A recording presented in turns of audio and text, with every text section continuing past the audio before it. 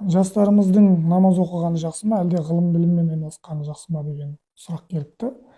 Менің ойымша, кез келген дінді ұстану, намаз оқу, ораза ұстау адамның ғылым біліммен айналысуына кедергі болмайды. Біз кейбір нәрселерді қарама қарсы қойып алғанбыз. Жалпы дін мен ғылым деген ұғымды соны жаңа дәуір дейміз ғой, қайта өрлеу дәуірінен бастап, енді орта ғасырлардағы Еуропадағы ренессансты білеміз ғой, сол кезден бастап дін мен ғылым бір-біріне қайшы деген ұғым қалыптастырып алғанбыз. Шын мәнісінде бұл өте қате ұғым.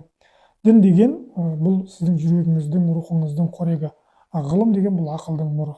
Сондықтан да екеуін ұштастыруға, жеке адам ретінде, ғалым ретінде өзіңіздің діндарлығыңызды сақтауға ешқандай кедергі келеді деп онымен мен келіспеймін. Сондықтан да кейде біз айтамыз ғой, ойбай мешіт салып жатырмыз, мектеп неге салмаймыз, ойбай діндарларды көбейіп бара жатыр, ғылыммен неге айналыспаймыз.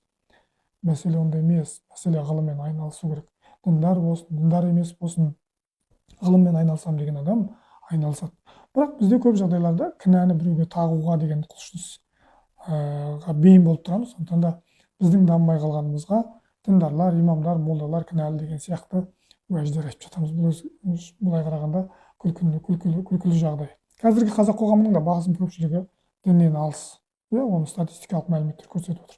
Неге бізде ғылым дамып жатқан жоқ? Сондықтан да әркім өзінің шаруасымен айналыссын. Діндарлар дінімен айналыссын, ғалымдар ғылыммен айналыссын, ғылымға